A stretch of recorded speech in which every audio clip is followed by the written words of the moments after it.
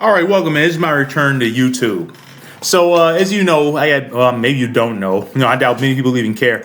But I was banned 11 days ago, or 10 days ago at this point, for saying in a 2-year-old video that I supported the IRA, the Irish Republican Army.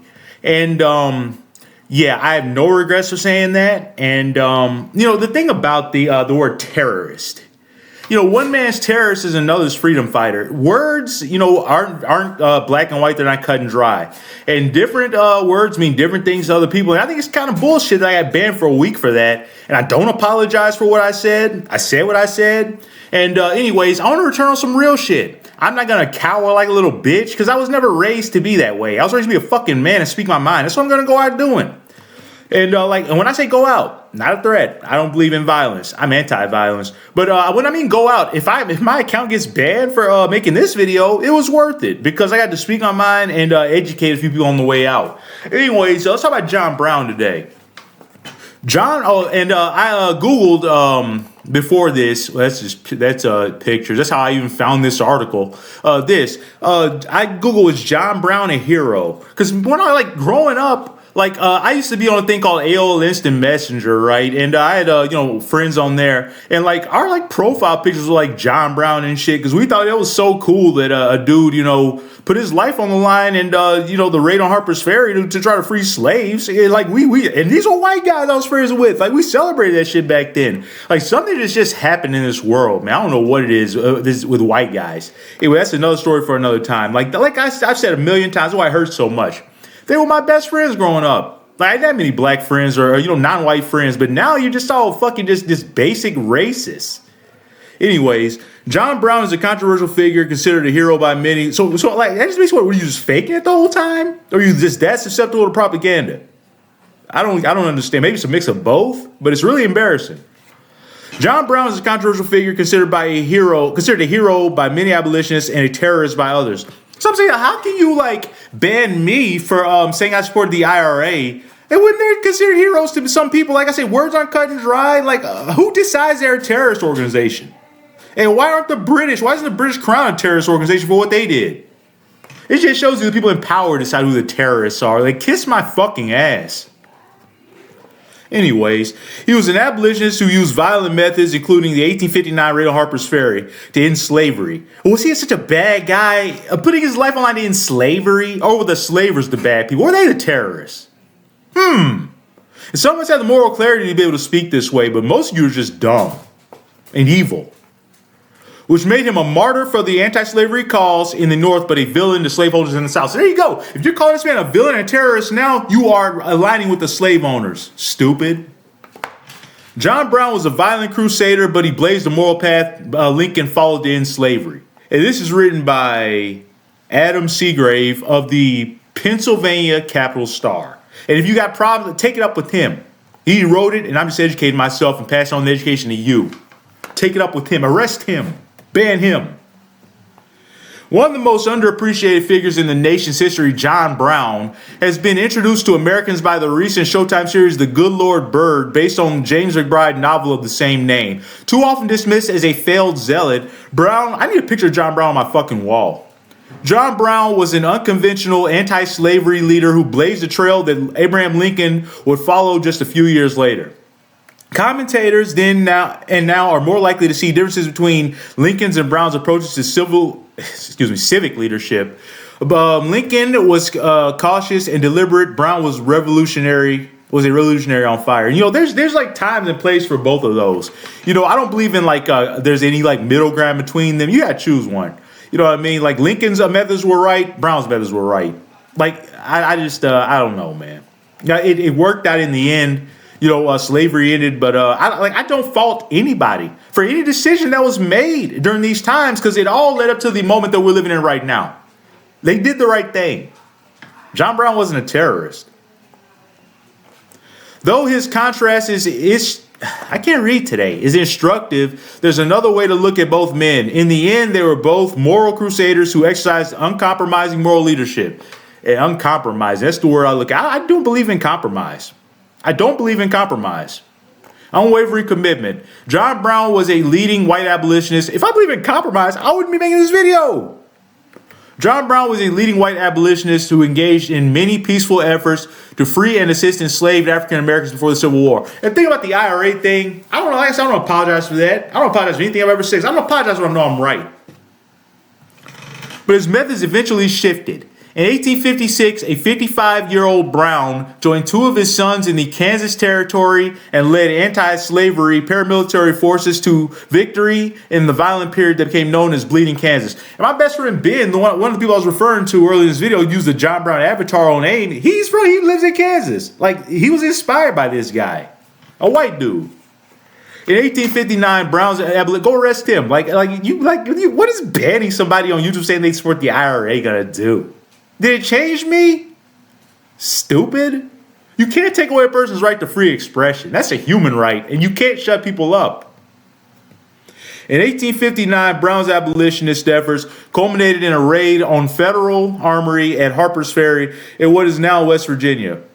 This was the first step in Brown's broader plan to emancipate slaves throughout the South. This attempt was unsuccessful, and Brown was captured, tried, and hanged shortly thereafter. In a speech delivered at Harper's Ferry more than 20 years later, abolitionist Frederick Douglass claimed that John Brown began the war that ended American slavery and made this a free republic. Oh, was Frederick Douglass a terrorist too for celebrating John Brown?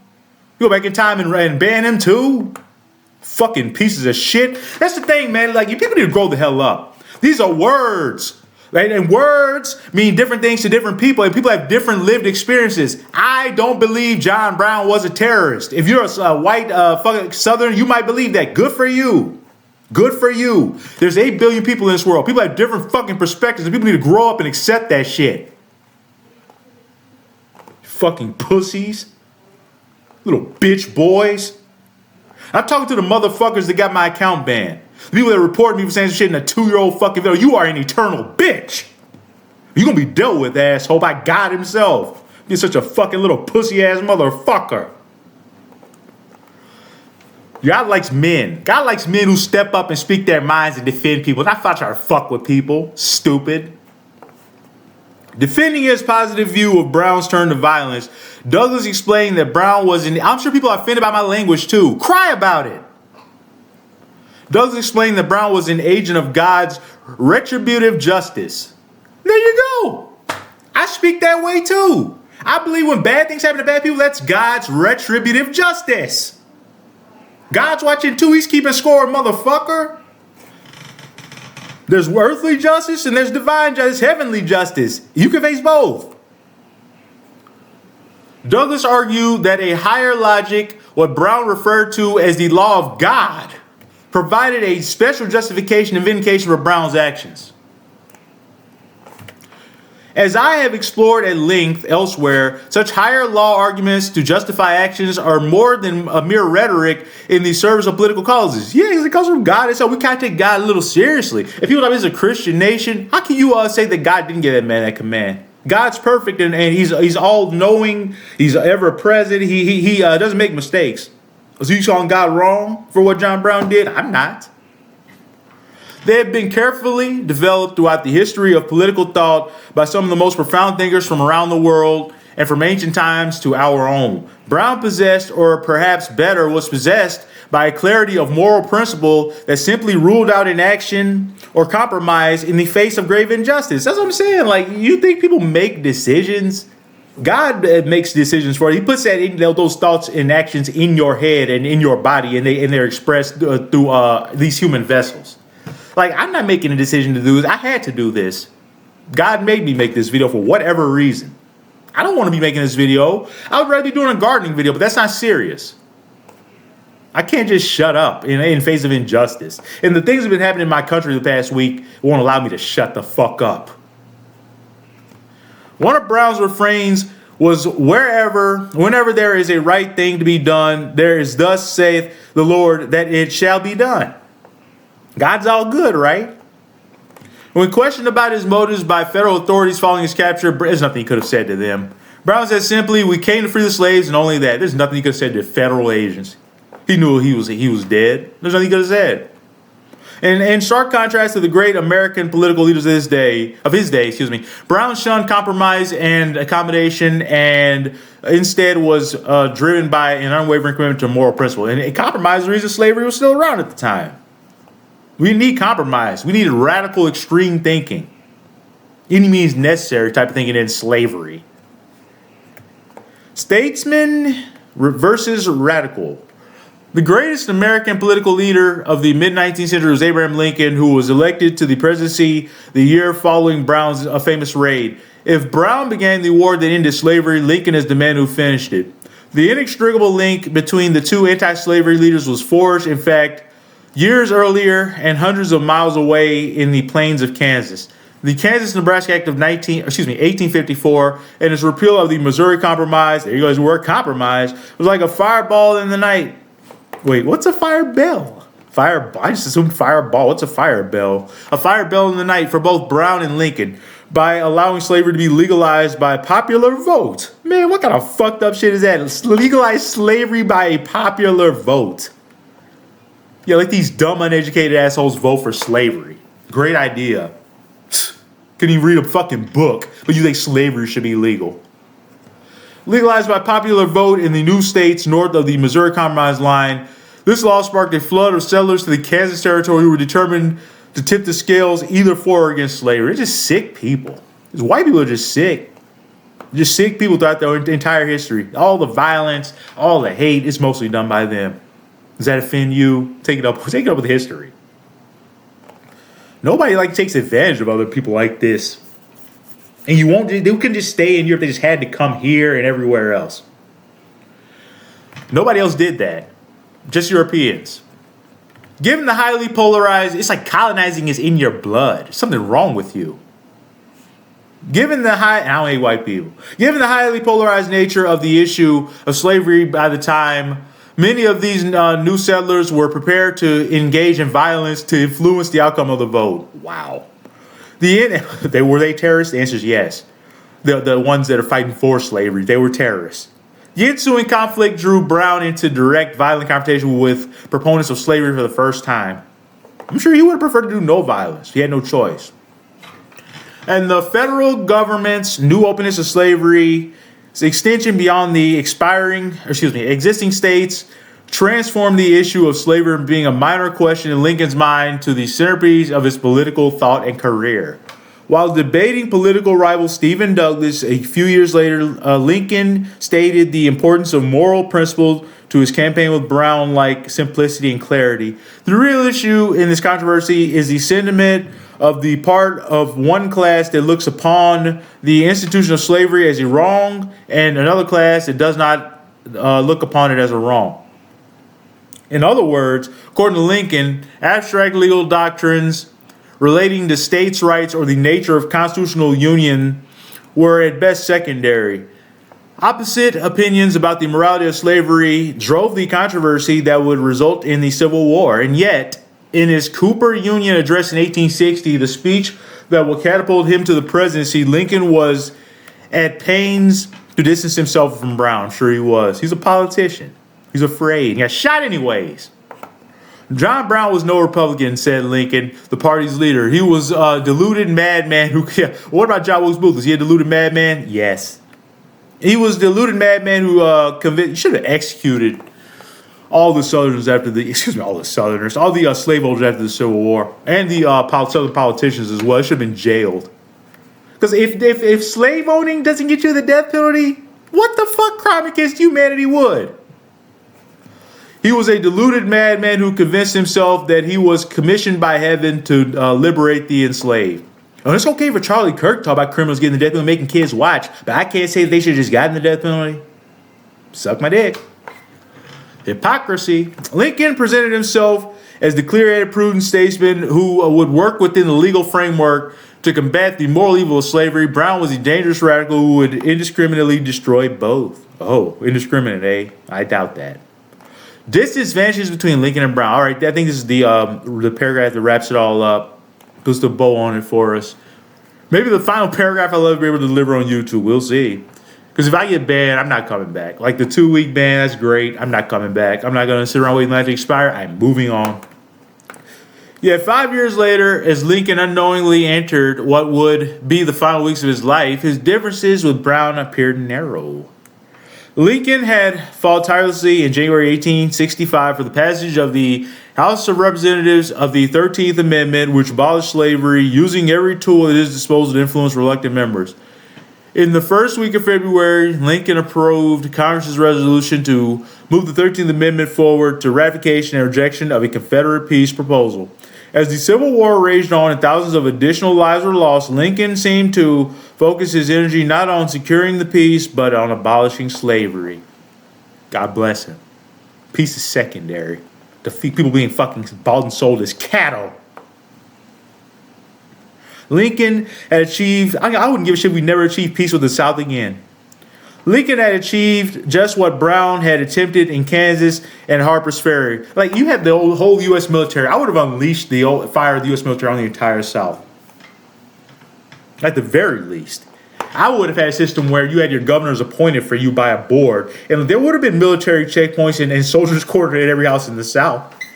What are you going to say? It's against the Constitution? Cry about it. You got an army? No, president does. Keep these animals in line. Some people can't control themselves. Where are we at? Lincoln had achieved just what Brown had attempted in slavery. If you could control yourself, there would have been slavery. That's the most evil abomination that could ever exist on this planet, the institution of slavery. Lincoln had achieved just what Brown had attempted in Kansas and Harper's Ferry, abolition through violent and conflict with slaveholders. Yeah, he did exactly like Brown, just on a massive scale. He used the U.S. military to wage a war. But Lincoln wasn't a terrorist. Lincoln's second inaugural, I think every president's a terrorist. Lincoln's second inaugural address, they literally all use violence for political means. They're all terrorists.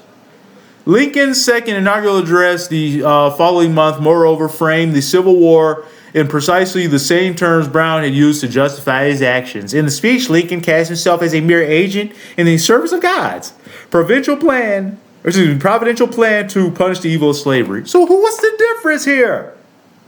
It's just methods that weren't even that different after all. Lincoln just had the clarity at the end of his life that Brown achieved earlier.